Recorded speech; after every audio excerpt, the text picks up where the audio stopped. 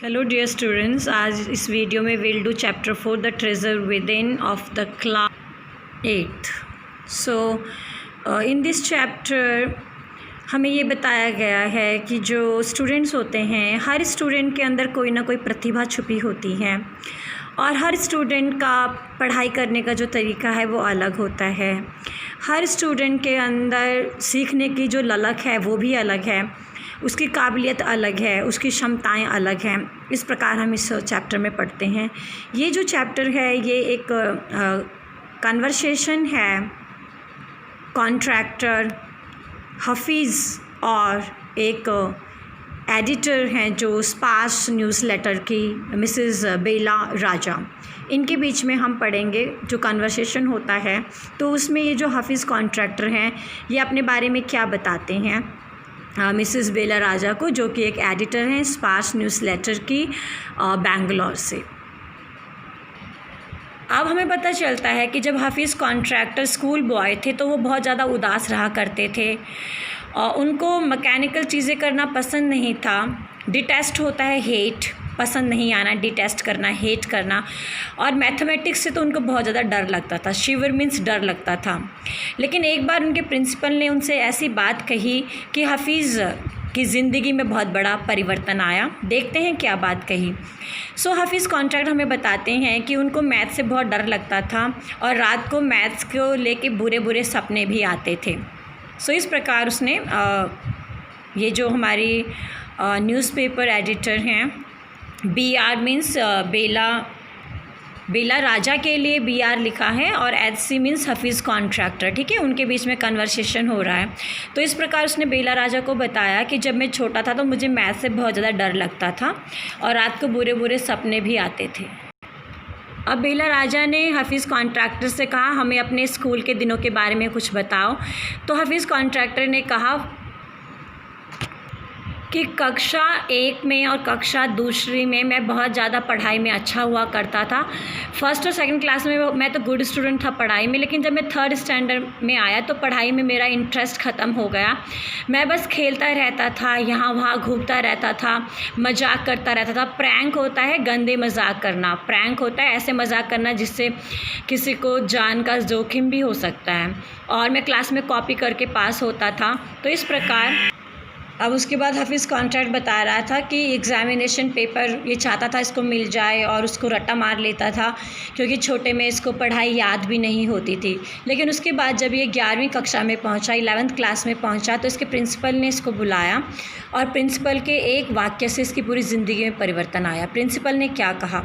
Principal ने कहा कि बेटा मैंने आपको फर्स्ट क्लास से देखा है और तुम शुरू में तो अच्छे स्टूडेंट थे, लेकिन उसके बाद तुमने पढ़ाई नहीं किया, तुमने लर्निंग नहीं किया और तुम्हारे पापा भी नहीं हैं और तुम्हारी मम्मी ही तुम्हारा फ़ीस वगैरह देती हैं।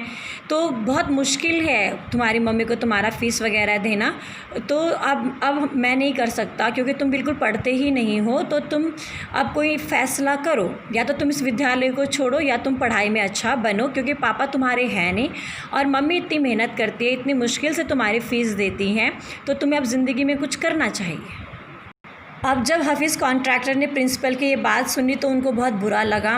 वो हफीज़ कॉन्ट्रैक्टर क्रिकेट खेला करते थे, क्रिकेट के चैम्पियन हुआ करते थे। लेकिन जिस साल 11वीं कक्षा में प्रिंसिपल ने उनको ये बात कही, उस साल वो घर से बाहर नहीं निकले। बहुत दिल लगा कि उन्होंने पढ़ाई की और बस घर से बाहर प्रार्थना करने के लिए निकलते थे या खाना खाते थे, लेकिन उसके अलावा ये पढ़ाई करते रहते थे। और उस साल 11th क्लास में ये 50% से पास हुए। लेकिन प्रिंसिपल ने कहा कि बेटा आप सोचो कि ये आपकी डिस्टिंक्शन है। डिस्टिंक्शन बेटा, अपना बेस्ट रिज़ल्ट को हम डिस्टिंक्शन कहते हैं।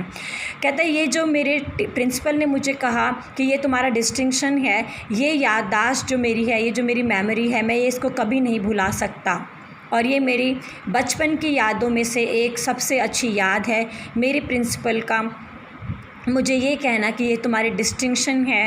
ये इस चीज़ ने मुझे ज़िंदगी में आगे बढ़ने के लिए बहुत ज़्यादा प्रोत्साहित किया।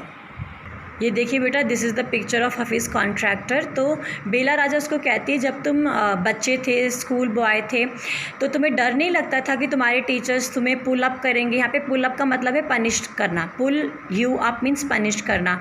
तो हफीज़ कॉन्ट्रैक्टर कहते हैं नहीं नहीं, मुझे कभी पनिशमेंट का डर नहीं रहा, क्योंकि मुझे पता था कि वो मुझे केन होता है बेटा, डंडे से मारना, केनिंग मीन्स डंडे से मारना। तो मैं वो उस चीज़ के लिए रेडी रहता था, क्योंकि मुझे गेम खेलना बहुत पसंद था। फिर बेला राजा कहती है कि तुम्हें टीचर के गुस्से का कोई डर नहीं था। रैथ होता है गुस्सा, उसका कोई डर नहीं था कि तुमने होमवर्क नहीं किया और तुम्हें डर लगेगा, तो तुमको कैसा लगता था उस समय। फिर हफीज़ कॉन्ट्रैक्टर कहता है कि मुझे कुछ भी नहीं लगता था, मैं जस्ट अपना हाथ आगे करता था और वो मुझे मारते थे, उसके बाद मैं उसको भूल जाता था, क्योंकि मैं बस खेलना चाहता था। तो इस प्रकार हफीज़ कॉन्ट्रैक्टर ने बेला राजा को बताया।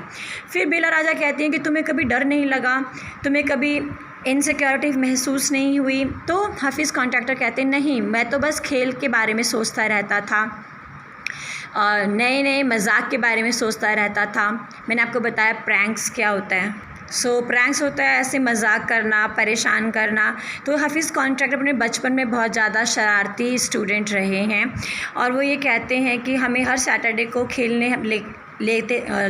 हम लोग जाते थे और हम लोग मूवी भी देखने जाते थे।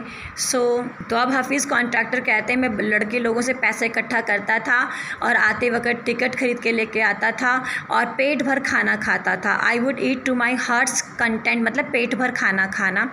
और उसके बाद मैं अपने गैंग का लीडर हुआ करता था और मुझे तब बस झगड़ा करना पसंद था, प्लानिंग करना पसंद था, फ़ाइट करना पसंद था और पढ़ाई से ज़्यादा ये सब चीज़ें मुझे रुचि देती थी। इस प्रकार हफीज़ कॉन्ट्रैक्टर अपने बचपन के बारे में हमें बता रहे हैं। अब वो हमें बताते हैं हफीज़ कॉन्ट्रैक्टर कि उनकी जो किताबें थी बिल्कुल नई रहती थी, क्योंकि पूरे साल वो किताबें नहीं खोलते थे, बस एग्ज़ाम से 1-2 दिन पहले पढ़ते थे। तो उनके जो यंगर्स होते थे, छोटे क्लास के बच्चे होते थे, वो उनकी बुक्स लेके जाते थे, क्योंकि बुक्स बिल्कुल नई थी। बस एग्ज़ाम से पहले ही बुक्स खोल के पढ़ते थे। तो बेटा अब ये क्वेश्चन आप लोग कर पाएंगे, हफीज़ कॉन्ट्रैक्टर को क्या बुरे सपने आते थे। नाइटमेयर्स मतलब बुरे सपने, उनको मैथ्स सब्जेक्ट के बुरे सपने आते थे।